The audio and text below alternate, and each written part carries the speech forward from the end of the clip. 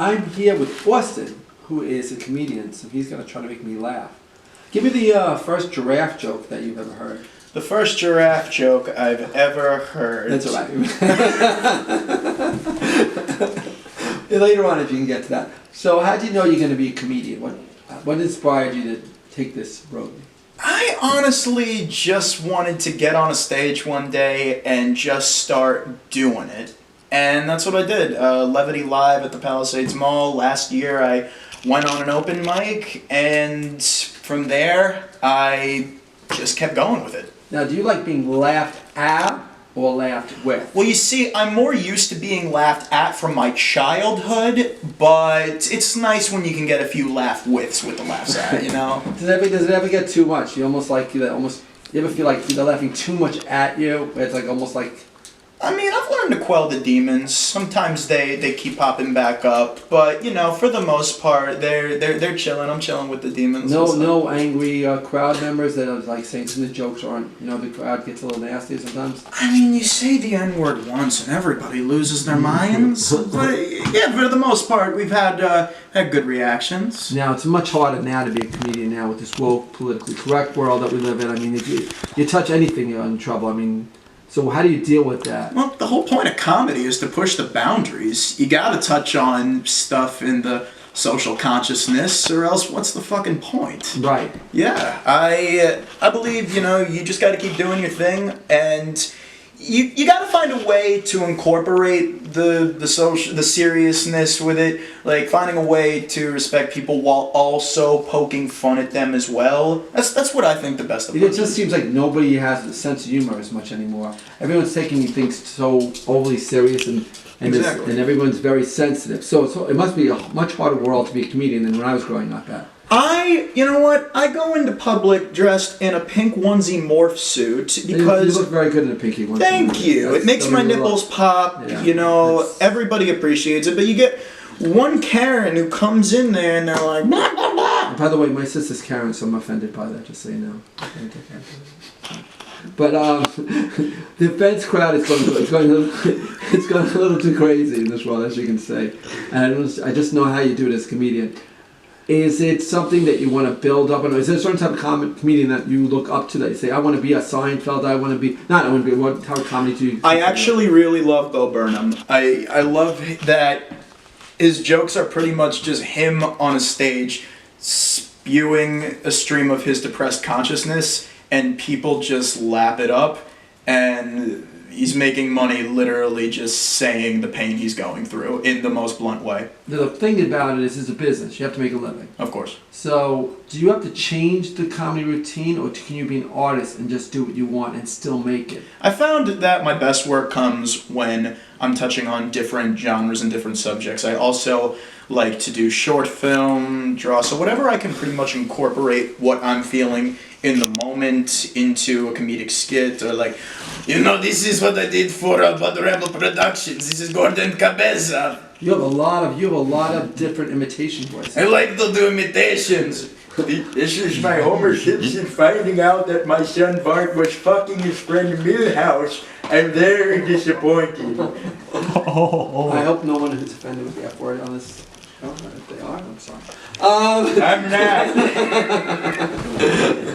So, is it something that you see as, you know, you're going to be going to stand-up? How does a comedian like? You go to stand-up places all over now, and now also with coronavirus, a lot of these places are closed. Are places any that are opening up now? Is Levity Live open up? Levity is not open. They had a few outdoor mics in Jersey and surrounding Rockland County, but with the spikes happening again, those are shut down. So I'm focusing on filmmaking for right now until that picks up again. There are online mics, but for the most part, I'm focusing on other stuff again. And you know, when comedy picks up, I'm just going to be ready to jump right into it. So do you write? So like when you get on stage, you're going to perform on, let's say, a live thing. Mm-hmm. How long does it take to prepare the jokes, get them all set up, you know what you're going to do? What I like to do is come up with a subject. Like for example, The Simpsons bit that I do. I literally just love The Simpsons. I just try.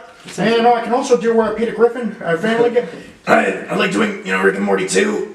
Morty, I'm so sick of the snowflakes. Yeah, it's pretty much just whatever's in my head, and I can just pull and riff off it as much as possible. So it starts with a subject, and from there, I'm just pretty good at riffing. Now with the election, can you do any of the candidates? Oh man, they're pretty much doing themselves on both sides. I love being in a swimming pool with a small child, and there's hair on my leg in the swimming pool. Just go back to your basement, okay, and stop talking about small children. Or you start talking about your tax record, you son of a bitch. You pedophile. You son of a bitch, you pedophile. Yeah, you got it. I think you got it. Yeah. I think watching the debates, that was maybe the first debate. I don't know. And then we can't forget about Mike Pence, who sounds constipated. Every word out of his. Yeah, you guys also do. You also do what? Kamala? Is Camila? Kamala. I gotta do her too. I'm sorry. It's all idiocracy to me. Very good. All right. Yeah. Very good. So, I would say that when did you just know that was this going to be that you wanted to say did you start out saying I'm going to be a comedian when you were a little youngster? Did you I say, actually wrote it in my elementary school yearbook. At the time, I put as a joke, I want to be a comedian. Get those Arthur Fleck vibes. I am a disgruntled cis white male. But I have always just loved expressing, and I realized if I'm not doing something or I'm not expressing, then... Now there's a difference. So when you're young and people laugh at you, usually you get offended by it. Now you're doing it as a living, you want people to laugh at you almost. You see, the older you get, you either not care genuinely or you just numb it out so much that you make it work for you. You didn't make money in grammar school when they laughed at you, I don't think. Oh God, I didn't even get into grammar school. For that to happen, I'd have to articulate my verbiage pretty well. Hopefully one day I'll still finish high school. And the life of a comedian, when you get it now, it's a lot of traveling. You're not staying home too much. You're moving. You gotta move to places on and on. I mean, have you done like the circuit? Is there a circuit that your family is like you go across the country? They have different comedy competitions. They have wherever you need to go, you go. You sleep on a cot, you sleep on a cot. You sleep on elderly black man's nutsack. Whatever they got for you to rest your weary head. I really resent the racist comment. It could be a white. It could be a white person. It could be an Indian person. Sure, yeah. I'll sleep on any elderly man's nutsack. Okay, whatever they have. Okay, that's fine. So yes, black people they have just the best nutsacks. Okay. Again, that's a little racist, but I really don't know that. Of course. I apologize. All nutsacks are quality nutsacks. This generally is a more conservative audience that listens to our show. Oh my so I hope I'm not offended by it. Thank you. And I also like rights. Oh, thank you. Very good. Very good. Okay, we got the audience members back then for that one. Yes. And by the way, and the idea again, you travel around the country. It's not time for family, friends. I don't have any of those anyways. You hear the material I've been putting out, man. You can't visit your grandfather you were talking about before. That's much. Yes, he is in the nursing home right now, and the COVIDs, and it's not ideal. No, it's not ideal. I would No, say that's a pretty tough time. I mean, I wasn't visiting him beforehand, but now I actually have a reasonable excuse. You could actually, if things don't work out, you could probably tell 2 jokes there. True. Yes, I could bring in his corpse, prop him up, weekend at Bernie's type shit. Like, hey, what's up, granddad? Why aren't you moving? Oh no, he dead. So in the future, if things work out, would you like to be like, oh, I love that show, New Girl? I think it is. What's the New Girl? I love that show. Or Seinfeld? Would you love to like? Would you love to have your own comedy show? Do you could see that happening? Honestly, I would. That would be the goal, but I would just be happy with a stint on Cops, where they're just chasing me down. Like after I had 3 margaritas, I felt a little too energetic. I tickled the nutsack. I could see that. You really like this nutsack thing. I just love nutsacks. By the way, I think it's really about pistachio nuts, really, but not any of that type of stuff. And testicles. Yeah. But I'm pistachio nuts. Yes, pistachio nuts. Maybe peanuts.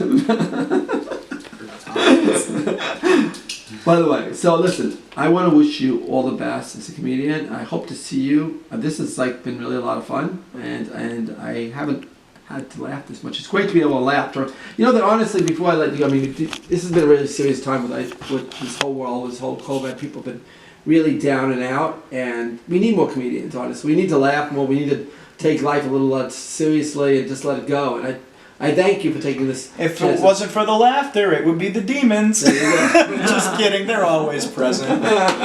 But honestly, just it's good to distract people even for a minute. Yes, that's what it's all about. That is it. All right, thank you so much for joining us. Thank you, sir. You're quite talented, and we hope to have you back on the show with other skits and events in the future. Much appreciated. Hopefully, I'll be on the same program as Eric Grande one day. I don't know. Eric Grande's a little bit above your scale. You're right. Maybe sometime. I should just give up now. Maybe we'll get his autograph someday. I don't know.